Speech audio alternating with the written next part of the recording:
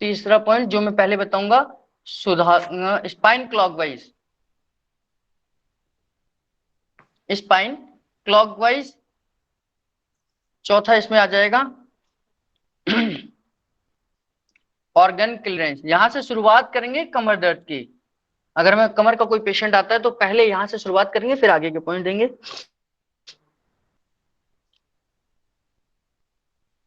L5 fracture, पांचवा। छठा sciatica setting,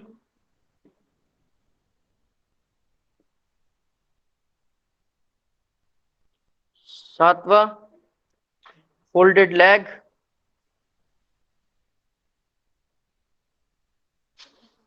आठवां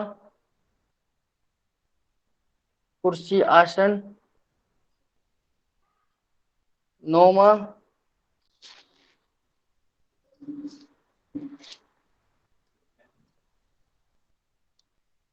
pelvic press, 10वां sciatica press,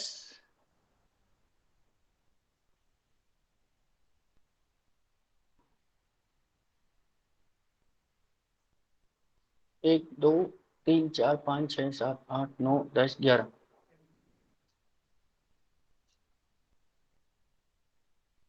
EP point of knee, EP point of back,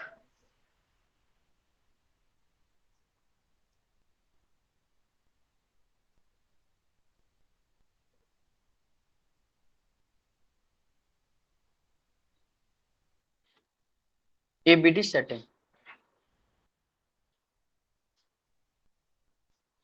ठीक है, आइए इन 12 पॉइंट को सीखेंगे। कमर दर्द के लिए हम क्या क्या कर सकते हैं।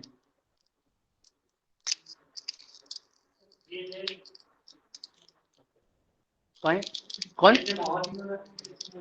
वो घुटने में आएगा ना, नी पेन में आएगा। इनकी वीडियोस आपको मिलेंगी।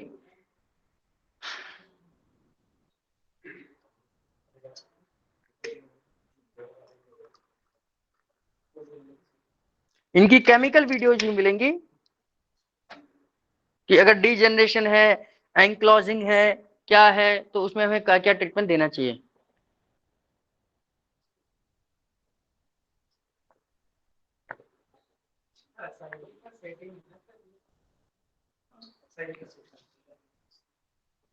सेटिंग है, सेटिंग।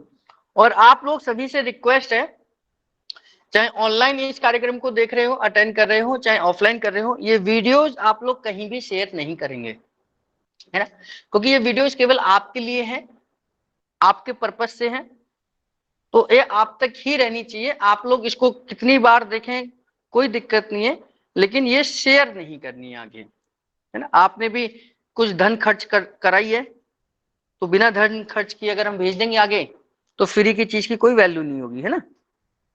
चलो कोई आ जाओ, दूसरा कोई आ जाओ इसके लिए।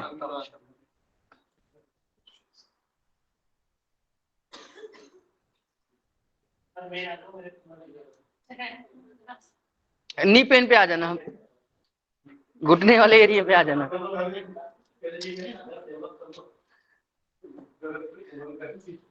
हाँ वैसे भी ये ट्रीटमेंट नहीं दे रहा मैं, केवल आप लोगों को सिखाने के लिए दे रहा हूँ, है ना। ट्रीटमेंट तो आप लोग ही देंगे बाद में। आप में से जो लोग भी यहाँ आसपास रहते हैं, अगर कोई डाउट लगे कभी भी, तो यहाँ आकर फिजिकल भी आप प्रैक्टिस यहाँ कर सकते हैं एक दूसरे के ऊपर। तो यहाँ तो बहुत सारे पेशेंट होते हैं, थेरेपिस्ट होते हैं, स्टूडेंट होते हैं, तो इस वर्कशॉप के बाद में भी आप यहाँ आकर प्रैक्टिस कर सकते हैं इन्हीं पॉइंटों की, एक्स्ट्रा नहीं। पहला है सुधार स्पाइनल क्लॉकवाइज। देखिए हमारी बैक से रिलेटेड ये हमारा कॉन्सेप्ट है, यानी कि कमर दर्द जो है वो स्पाइन से रिलेटेड है।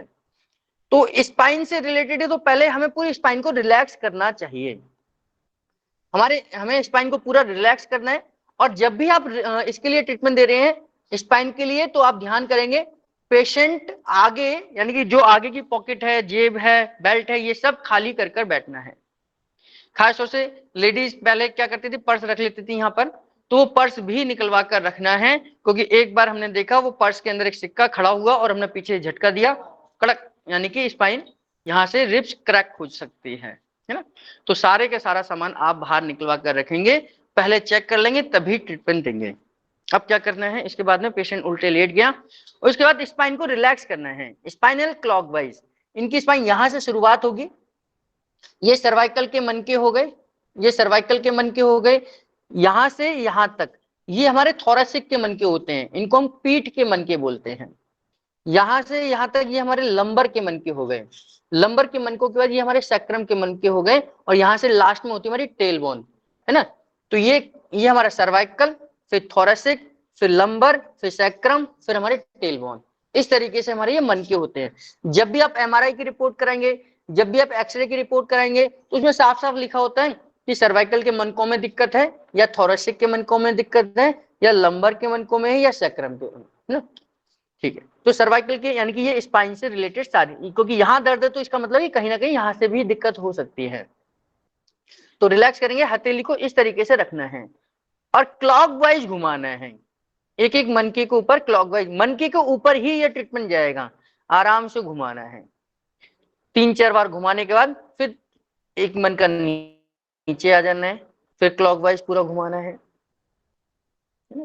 फिर नीचे आ जाना है, फिर आराम से घुमाना है, फिर नीचे आ जाना है, फिर आराम से घुमाना है, फिर नीचे आ जाना है, फिर आराम से घुमाना है।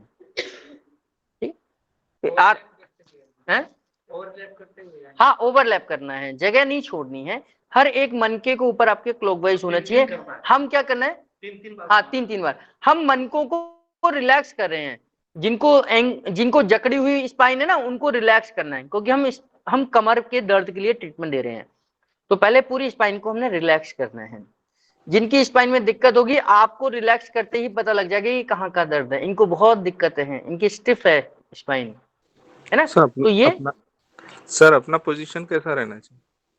ये ऐसे ही है जैसे हम साइड में खड़े होकर ही करना है। अगर ये नीचे जमीन पर लेटे होते तो मैं इनके साइड में बैठा होता, फिर बैठ के देता, लेकिन इनका पोजीशन ऊपर है तो मैं साइड में खड़े होकर दे रहा हूं आराम से। और पोजीशन वो होनी चाहिए जो आप भी आराम से दे सकें, ऐसे नहीं इनको तो आप ठीक कर रहे हैं और खुद को समस्या हो जाए। तो आपकी भी पोजीशन ये पूरा स्टेनोसिस है इनको, है ना। तो आराम से आपने पूरी स्पाइन को धीरे धीरे क्लॉकवाइज करना है। ये स्टिफ है इनकी, ये अब देखो, देखने नहीं है, इनकी पर्सनल चीज है ये है ना। मैंने एक को दिखाया था ना, वो सब अब चेक करेंगे तो फिर गड़बड़ हो जाएगी। तो धीरे धीरे धीरे धीरे रिलैक्स करते हुए नीचे की तरफ आना है। ये पूरा टेल बोन तक जाना है, टेल बोन तक जाना है ना, टेल बोन तक आराम से आपने नीचे तक जाना है। अब ये जो नीचे तक आए ना, इसके साथ साथ हमने नीचे से ऊपर भी जाना है इसको, लेकिन क्या करना, अभी तो मैं ऐसे कर रहा था, अब मैं ऐसे करते हुए यानी कि एंटी क्लॉकवाइज करते हुए ऊपर की तरफ जाऊंगा। अब नीचे से एंटी क्लॉकवाइज करते हुए, आराम से एंटी क्लॉकवाइज करते हुए, आराम से एंटी क्लॉकवाइज करते हुए, आराम से मनके के ऊपर एंटी क्लॉकवाइज करते हुए,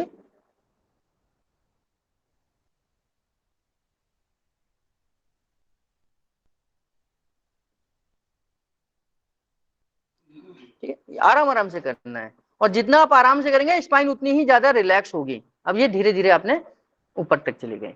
एक जगह पे 3 बार करना है, मैं आपको सिखा रहा हूं इसलिए केवल आपको बता रहा हूं, लेकिन जब मैं ट्रीटमेंट दूंगा तो 3 बार एक ही जगह पे करेंगे। फिर इसके बाद क्या करना है कि आपने ऊपर से नीचे, नीचे से ऊपर, ये तो एक बार करना ही है सभी को, लेकिन पेशेंट को बहुत ज्यादा तकलीफ है तो उसको 3 राउंड भी कर सकते हैं। एक बार में मैक्सिमम आप 3 राउंड तक जा सकते हैं। इसके बाद जो आपने ये प्रेशर दिया है इसको रिलैक्स कर दीजिए, बस। पहले ऊपर से शुरुआत करी थी तो ऊपर से ही करेंगे, नहीं स्पाइन क्लियरेंस इसको बोलेंगे, ये ऑर्गन क्लियरेंस है। हम पूरा सब नहीं कर रहे, हम अपने मतलब से कर रहे हैं यहाँ पर, ठीक है। ऑर्गन क्लियरेंस इसको बोले, ऑर्गन क्लियरेंस बोलेंगे, लेकिन हम स्पाइन के लिए करना चाह रहे हैं, यानी कमर दर्द के लिए। और आराम आराम से नीचे की तरफ जाएंगे। है? हाँ ये केवल हमने बीच में ही देना है, स्पाइन में ही। काउंटिंग निश्चित नहीं है, नहीं ये फिजिकल ट्रीटमेंट्स है, तो आराम आराम से जब नीचे पहुंच गए तो फिर नीचे से ऊपर करिए। 25% तो पेशेंट को इसी से आराम आ जाएगा। क्यों? क्योंकि आप हर मनके को रिलैक्स कर रहे हैं, आप हर मनके को रिलैक्स कर रहे हैं, तो ऊपर चले गए। अब पेशेंट को ज्यादा तकलीफ है तो 3 बार कर दीजिए, है ना। इससे बहुत जल्दी आराम आएगा इससे, क्योंकि आप स्पाइन के हर मनके को टच करते हुए उसको ट्रीटमेंट रिलैक्स कर रहे हैं। तो इसको ऑर्गन क्लेंस बोलते हैं, लेकिन हमने ये क्या करना है, केवल स्पाइन के ऊपर ही करना है, और जो दूसरे 2-3 स्टेप है उनको नहीं करना, केवल हमने स्पाइन के ऊपर इसको कवर करते हुए स्पाइन को ही रखना है। ठीक है, अब हमारी स्पाइन रिलैक्स हो गई है, अब ये ट्रीटमेंट हम दे सकते हैं। तो पहला ट्रीटमेंट हमारा क्या है, मतलब पहला हो गया हमारा स्पाइनल क्लॉकवाइज, फिर ऑर्गन क्लेंस। ऑर्गन क्लेंस का मतलब स्पाइन को क्लियर करना, स्पाइन की सफाई करना। फिर है L5S1 घिसाई। अब मैं साइड में इनके यहाँ बैठ जाता हूँ, या इस तरीके से आप बैठ जाइए, पैर थोड़ा सा खोल लीजिए, बस इस तरीके से। ठीक है, अब शुरुआत करते हैं हम ट्रीटमेंट्स की। L5 और S1 घिसाई, ज्यादातर लोगों को जो कमर दर्द होता है वो यहाँ होता है, जहां पर हम बेल्ट बांधते हैं। ठीक है, तो सबसे पहले हमने क्या करा, और इससे भी पहले हम क्या कर रहे हैं, मुखादोती वाला कॉन्सेप्ट तो कर ही रहे हैं। हाँ, एसिड अल्कलाइन वाला कॉन्सेप्ट, एसिड अल्कलाइन वाला कॉन्सेप्ट वो नहीं भूलना है, वो मैंने तीनों के लिए बताया था, सभी में लागू होगा, है ना। एसिड अल्कलाइन वाला तो तीनों पे लागू होगा। उसके बाद की कहानी है ये, उसके बाद पहले ये करना है, चाहे कमर दर्द कहीं पर भी हो, कैसा भी हो, कितना पुराना हो। ऑर्गन ये स्पाइनल क्लॉकवाइज करना है, ऊपर से नीचे, नीचे से ऊपर करना है, इसका स्पाइन को क्लियरेंस करना है, ऑर्गन क्लियरेंस करना है, ये स्टेप तो करने ही करने हैं हर उसमें। इसके बाद हमारा L5S1 घिसाई शुरू होगा, यानी कमर में यहां पर दर्द होगा। बेल्ट जहां बांधते हैं हम लोग उस एरिया को बोलते हैं L5 और S1 घिसाई। इसमें क्या करना है, हथेली से 15-16 बार हमने ऊपर नीचे रब करना है, इस तरीके से।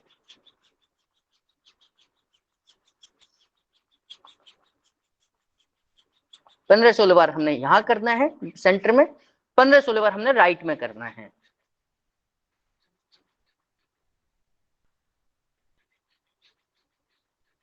और 15-16 बार हमने लेफ्ट में करना है।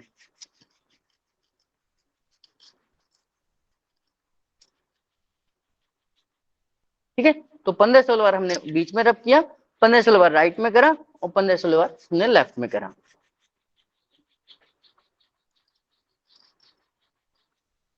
ये हमारा पहला पॉइंट हो गया।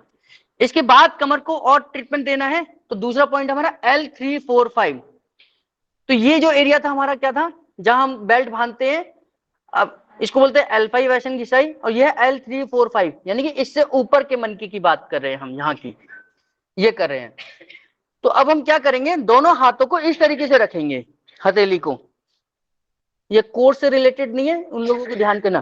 तो दोनों हाथों को इस तरीके से रखेंगे, और यहां से मसल्स को खींचते हुए हम क्या कर रहे हैं, मसल्स को खींचते हुए नीचे की तरफ जा रहे हैं। ऐसे दोनों हाथों को इस तरीके से जोड़ लीजिए, और धीरे धीरे आप मसल्स को खींचते हुए नीचे की तरफ चले जाइए। एक, इसको हम बोलते हैं L3-4-5, 2, 3, यानी कि अभी तक जो हम दे रहे थे L5S1 घिसाई। हाथ तो सर यही चला था अपना, नहीं, मेरा हाथ चला था यहाँ पर, और मैंने ये दिया ट्रीटमेंट यहाँ पर, अभी यहाँ पे हाँ, है ना। ये मेरा L5S1 घिसाई था, ये मेरा L3-4-5 था, है ना? ये मैंने यहाँ रखा था, और यहाँ से धीरे धीरे खिसकाते हुए नीचे गया, धीरे धीरे खिसकाते हुए नीचे गया। ठीक है, ये हो गया हमारा L5S1 घिसाई, हो गया L3-4-5 हो गया। इसके बाद है हमारा L5 फ्रैक्चर, है ना। L5 फ्रैक्चर में यहाँ भी दे सकते हैं कैसे, L3-4-5, ये तो L5 है, ये L5S1 घिसाई हो गया, है ना। फिर उसके बाद हम ऊपर करेंगे, ये तो हमने जो करना था यहाँ कर दिया, अब हम ऊपर के एरिया को करें, तो यानी कि इतना एरिया हमारा कवर हो गया। हाँ हाँ हाँ, नीचे वाला और भी पॉइंट है उसके लिए भी, वो भी बताएंगे ना अभी। ठीक है, अच्छा, प्रेशर यहाँ नहीं देना, नीचे उतार तब कम करना प्रेशर, यहाँ से खींचना है, अच्छा खींचते हुए नीचे, हमारा केवल ये काम है खींचने का, है ना। क्लियर है यहाँ तक कहानी, ऑनलाइन भी क्लियर है? Yes sir. ठीक, बहुत बढ़िया। अब इसके बाद में पीछे खड़े हो जाना है, और तकिया लेना है, और दोनों नीचे आपने ये तकिया लगाना है और पैरों को इस तरीके से मोड़ लेना है। ठीक है, अब आपने हाथों को क्रॉस करते हुए, प्रेस करते हुए नीचे की तरफ आना है। ये 2 सेकंड का होल्ड और नीचे, 2 सेकंड का होल्ड और नीचे, 2 सेकंड का होल्ड और नीचे। ठीक है, ये इसको बोलते हैं L3 4 ये L5 फ्रैक्चर। यहां प्रेशर दिया नीचे, यहां प्रेशर दिया नीचे, यहां प्रेशर दिया नीचे, यहां प्रेशर दिया नीचे, यहां प्रेशर दिया नीचे और यहां प्रेशर दिया नीचे। आप इसको ऐसे प्रेशर देंगे तो लगेगा नहीं, है ना, ऐसे देंगे ना तो ये असर नहीं करेगा। आपने क्रॉस करके देंगे तो पूरा प्रेशर जाएगा आपका, है ना, तो इसलिए। और बहुत पास पास करना है। जब भी कमर में दर्द होगा तो 90% लोग ये कहते हैं कि मेरी काफ मसल्स में भी पेन जाता है, यानी कि पिंडलियों में भी दर्द जाता है, यानी कि उनको यहां भी दर्द जाता है। तो उनके लिए ये हमने दिया L5 फ्रैक्चर, है ना, यानी कि यहां जो दर्द जा रहा है तो उसके लिए हमने ये ट्रीटमेंट दिया है L5 फ्रैक्चर। ऐसे फ्रैक्चर होगा उसको देना? नहीं नहीं, ये नाम है, कोड लैंग्वेज है ना, कोड लैंग्वेज है। और ऐसे लोगों को भी दे सकते हैं जो वहां पर हाथ टच नहीं करा पा रहे हैं। भाई अब वो आपने कोई ट्रीटमेंट दे रहे हैं तो वो दर्द हो रहा है उनको, तो आप कहो कोई बात नहीं, आप उल्टे ले जाओ, हम कमर को टच नहीं करेंगे, हम ये ट्रीटमेंट देंगे। इससे बहुत अच्छे, देखो उनका पर्सनल एक्सपीरियंस है, इससे बहुत जल्दी फर्क आ जाता है ना। हाँ, इसमें 2 सेकंड का होल्ड करना है, 6 सेकंड का होल्ड नहीं करना है, क्योंकि हम इसको 3 बार देते हैं। कितनी बार रिपीट कर रहे हैं? हर किसी को 3 बार करेंगे। ठीक है, ऐसे रखा, यहां रखा, 1 2 1 2 1 2 1 2 1 2 1 2 और 1 2। टचने तक ले जाना। हाँ, टचने जब पूरा कवर करना है, पूरा कवर। ठीक है, तो इसको हम 3 बार रिपीट करेंगे, इसको बोलते हैं हम L5 फ्रैक्चर। ठीक है, अगला कितने पॉइंट बन जाए? हाँ हाँ, कोई दिक्कत नहीं, कितने भी मैक्सिमम पॉइंट कवर करें, ओवरलैप करते हुए, जगह बीच में खाली नहीं छोड़नी है। नेक्स्ट, साइटिका सेटिंग बहुत जरूरी है, बहुत अच्छा पॉइंट है। सीधे लेट जाओ, सीधे। बैक पेन का साइड का सेटिंग है, बैक पेन का साइड का सेटिंग। हाँ, ये साइटिका दर्द होता ही बैक पेन में है। साइटिका का मतलब बैक पेन ही है, है ना। और साइटिका मतलब एक तरफ दर्द जा रहा है, साइटिका मतलब दोनों तरफ जा सकता है, ऊपर से नीचे जा रहा है, थाई में जा रहा है, काफ मसल्स में जा रहा है, तो ये साइटिका का दर्द है। हाँ, हाँ, एक पॉटर पॉटर। अब हमने साइटिका पॉइंट देते समय क्या करना है, पहले डायग्नोज करना है। डायग्नोज क्या करना है, दोनों पैरों को आपने पेशेंट के एडी को मिला लेना है, एडी को मिला लेना है और घुटनों को, अंगूठों को चेक करना है। क्या पेशेंट के दोनों अंगूठे ठीक हैं, क्या पेशेंट के दोनों अंगूठे बराबर हैं, ये चेक करना है। ठीक है, मान लीजिए इनके अंगूठे एक ऐसे ऊपर नीचे है, जिनको कमर में दर्द होगा तो 90% लोगों के ये हो सकता है ना? ये ऐसे भी हो सकता है, कोई छोटा भी हो सकता है, ये भी छोटा हो सकता है, ये भी हो सकता है। गर्दन सीधी रखेंगे, है ना, और आराम से सीधे लिटाकर आप इस तरीके से चेक कर लीजिए, है ना, ऐसे करके चेक कर लीजिए। मान लीजिए इनका ये अंगूठा छोटा है, अभी पहले हमने चेक करा, ये भी हो सकता है ये छोटा हो, ये भी हो सकता है ये भी छोटा हो। बराबर है तो ठीक है, फिर उसका क्या तरीका है वो भी मैं बताऊंगा, है ना। अगर छोटा बड़ा है तो तब क्या करना है, ये छोटा है मान लीजिए, है ना, तो फिर क्या करना है, छोटा सा, हाँ वो छोटा, इसीलिए इसी में दे रहा हूँ। ठीक है, ये पाउडर लगाया और एक हाथ को हमने नीचे रखा इस तरीके से, ये हमने नीचे रखा सपोर्ट में, और यहां से हल्का सा प्रेशर देते हुए, ये छोटा था ना इसलिए हमने इसे आगे की तरफ खींचा, यहां पर सभी उंगलियों को मिलाकर 6 सेकंड का होल्ड किया। 1 2 3 4 5 6, फिर रिलैक्स कर दिया, फिर दोबारा से खींचा, 1 2 3 4 5 6, फिर रिलैक्स कर दिया, फिर दोबारा से खींचा, 1 2 3 4 5 6, फिर रिलैक्स कर दिया। अब ये तो हो गया जो छोटा था, ये क्या था, बड़ा था, तो फिर इसको दोबारा से पकड़ा, इसको पकड़ा अब इसकी बारी। अब हम क्या करेंगे, इसमें अपोजिट डायरेक्शन में ट्रीटमेंट देंगे। ये बड़ा था ना, इसको छोटा करेंगे, ठीक ना। तो इसको पीछे की तरफ ढकेलेंगे पूरा प्रेशर लेकर। पैर बिल्कुल सीधा रहना चाहिए, ऐसे नहीं करना ना, ऐसे करना है, ये बिल्कुल सीधा रहना चाहिए। 1 2 3 4 5 6, फिर रिलैक्स करा, फिर पकड़ा, 1 2 3 4 5 6, फिर रिलैक्स करा। तो ऐसे इसको भी 3 बार करेंगे। 1 2 3 4 5 6, ठीक है। अब एक एक बार दोनों हो गए, ये हमने आगे खींचा था, ये पीछे खींचा था। अब दोनों को एक साथ करेंगे, ये हाथ पीछे जाएगा, ये हाथ आगे आएगा।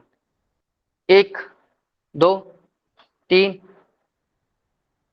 4 5 6, फिर रिलैक्स कर देंगे। फिर दोबारा से ये भी 3 बार करेंगे, है ना। 6 सेकंड का होल्ड करेंगे, इस तरीके से 6 सेकंड का होल्ड करेंगे। इसको भी 3 बार हम करेंगे। और जब ये 3 बार ये कंप्लीट हो जाएगा हमारा, तो दोनों को हम वापस मिलाएंगे और लास्ट में दोनों को एक साथ एक बार ऊपर 1 2 3 4 5 6, और एक बार हम नीचे 1 2 3 4 5 6, बस। फिर आप दोबारा चेक कीजिए, ये दोनों बराबर आ जाएंगे, ठीक है। और पेशेंट को नहीं तो आप चलवा कर देखेंगे, जिसको कमर दर्द है तो उसको रिलैक्स यहाँ से मिल जाएगा। इसको बोलते हैं साइटिका की सेटिंग करना, यानी कि जो छोटा बड़ा है उसकी सेटिंग करना। जो छोटा है पहले उसमें देना है 3 बार, जो बड़ा है उसे अपोजिट करना है, फिर लास्ट में दोनों को एक साथ करना है, और फिर एक बार ऊपर कर दीजिए, एक बार नीचे कर दीजिए। इसको बोलते हैं साइटिका सेटिंग। ये बहुत इफेक्टिव ट्रीटमेंट है, इसे तुरंत आपको आराम आ जाएगा। पेशेंट जब चलेगा तो उसको हल्कापन आ जाएगा। बात क्लियर हुई? आई समझ? Yes, sir. ऑनलाइन वालों को समझ में आई? क्लियर है सारी चीजें? सर। बहुत बढ़िया, ऑनलाइन वाले भी बहुत अच्छे से सीख रहे हैं, ठीक है। अगला पॉइंट है हमारा फोल्डेड लेग, है ना। फोल्डेड लेग क्या है? फोल्डेड लेग हमारे मिडल बैक पेन को ठीक करता है। मिडल बैक पेन मतलब ये तो हमारा, इसको बोलते हैं लोअर बैक पेन, है ना। ये होता है हमारा मिडल बैक पेन, और इससे ऊपर हमारा जाएगा अपर बैक पेन, है ना। जो सर्कल है, सर्कल को हम अपर बैक, बीच वाले को मिडल बैक बोलेंगे और नीचे वाले को लोअर बैक बोलेंगे। तो मिडल बैक पेन है तो उस कंडीशन में हम फोल्डेड लेग का ट्रीटमेंट देते हैं। थोड़ा सा मेहनत का है। पेशेंट को बोलेंगे घुटने दोनों मोड़ लीजिए, घुटने, पेशेंट घुटने मोड़ेगा, मुट्ठी बंद करेगा, और नाभि के पास आप मुट्ठी बंद कर रख लीजिए, ये ऐसे करके। अब पेशेंट को कहना है धीरे धीरे लंबी गहरी सांस लेना और पेट के अंदर भरनी है। धीरे धीरे लंबी गहरी सांस लीजिए, पेट के अंदर भर लीजिए। जब ये पेट के अंदर भर लेंगे तो मैं इनके दोनों पैरों को पीछे की तरफ, पेट की तरफ ढकेलूंगा और ये सांस को बाहर निकालेंगे। धीरे धीरे सांस छोड़ दीजिए, धीरे धीरे छोड़ दीजिए, पूरा छोड़ दीजिए, पूरा खाली पेट। और मैक्सिमम जितना ये अंदर लेके जा सकते हैं पेट को, यहां पर मैं होल्ड करूंगा 6 सेकंड। 1 2 3 4 5 6, और फिर धीरे धीरे ये श्वास लेंगे और मैं पैरों को रिलैक्स करूंगा। श्वास रोकना है 6 सेकंड। हाँ। तो मैक्सिमम ये कि इनको वहां पर रोकना है, ना श्वास लेंगे ना छोड़ेंगे। तो इन जब ये श्वास ले रहे हैं तो मेरी भी क्रिया हो रही है, जब ये श्वास छोड़ रहे हैं तो भी मेरी क्रिया हो रही है, जब ये श्वास होल्ड कर रहे हैं तो भी मेरी क्रिया हो रही है। तो अब जैसे दोबारा से एक बार देख लीजिए, धीरे धीरे लंबी गहरी श्वास लीजिए। ये श्वास ले रहे हैं, मैं पैरों को ऊपर की तरफ लेके जा रहा हूँ। जब पूरे श्वास ले ली, अब धीरे धीरे श्वास को छोड़िए। अब ये होल्ड करेंगे, 1 2 3 4 5 6। अब धीरे धीरे रिलैक्स करें, ये श्वास को लेंगे, है ना। जब ये श्वास लेंगे तो मैं वापस आ जाऊंगा, फिर रिलैक्स करेंगे, फिर दोबारा से श्वास लीजिए। श्वास लेंगे, धीरे धीरे मैं पैरों को पीछे की तरफ लेके जाऊंगा, फिर धीरे धीरे श्वास छोड़िए, पूरा पेट खाली कर दीजिए, पूरा पेट खाली कर लीजिए। होल्ड करेंगे 1 2 3 4 5 6, और फिर धीरे धीरे रिलैक्स कर दें। तो ये कम से कम हमने 3 बार तो देना ही है एक बार में, जब भी हम देते हैं इसको, और मैक्सिमम 5 बार तक इसको जा सकते हैं। ये ऐसे, ये मुट्ठी बंद ऐसे होगी और ये नाभि के पास ऐसे इस समय सर होल्ड करते हैं, उस समय पेशेंट को सांस छोड़ने के लिए कहते हैं। जब आपने होल्ड करा तो ना श्वास लेंगे ना छोड़ेंगे, वो भी होल्ड करेगा। जब आप पैरों को वापस ला रहे हैं तो वो श्वास लेगा। जैसे मैंने श्वास भरी,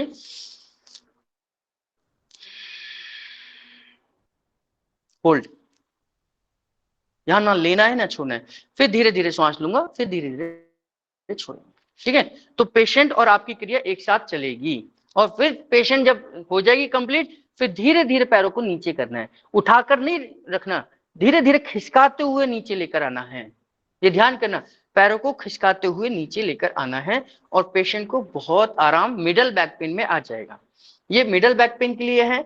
दूसरा, अगर किसी को गैस बहुत ज्यादा बन रही है तो गैस ज्यादा बनने की वजह से भी पीछे दर्द जाता है, तो उनके लिए भी ये बहुत अच्छा है। कई लोगों को पेट ब्लॉटिंग हो जाता है, यार मेरा पेट बहुत फूल रहा है, मैंने कुछ खाया भी नहीं है लेकिन पेट बहुत फूल रहा है, बहुत कहते हैं ना, तो उस कंडीशन में भी आप इस पॉइंट का इस्तेमाल कर सकते हैं। यानी कि जब पेट बहुत ज्यादा फूल रहा हो, गैस है, तो गैस निकलनी भी शुरू हो जाती है स्टेटमेंट से, तो उसको बोलते हैं 5 फोल्डेड लेग।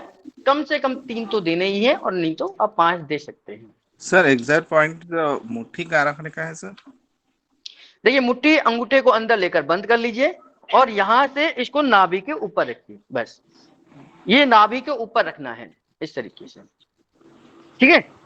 और ये वापस इस तरीके से खोल देंगे, अंगूठा अंदर जाएगा, मुट्ठी बंद होगी और इस तरीके से रख दीजिए। ठीक है, ऑनलाइन क्लियर? सर नाभि पे या नाभि से ऊपर सर? नाभि पर ही रखना है, नाभि के ऊपर का मतलब नाभि पर ही रखना है। हाँ हाँ, नाभि के ऊपर का मतलब नाभि पर रखना है। ये अगला है कुर्सी आसन, बहुत अच्छी एक्सरसाइज है, बैक पेन के लिए बहुत अच्छा है ना। एक कुर्सी ले लीजिए, हाँ कुर्सी आसन में ना, हाँ मैं बताता हूँ पैर सीधे कर लो। ये ट्रेनिंग है ना, इनको करानी थोड़ी है मुझे, ये तो इनको आती है, मैं सिखानी है कि कैसे करानी है ना। हाँ, तो ऑनलाइन वाले भी ध्यान देंगे।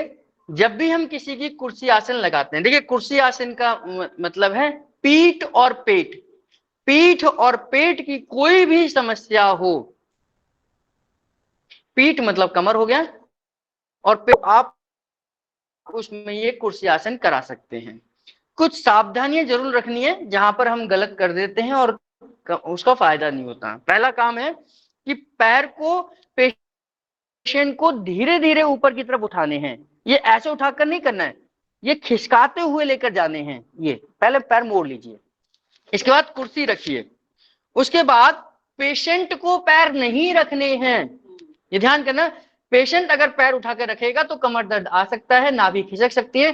तो आपने क्या करना है, थोड़ी सी दूर रखकर अपने हाथों से पैर को, एक को, दूसरा हिलाएगा भी नहीं वहां से, और उठाकर उसको यहां रख देना है।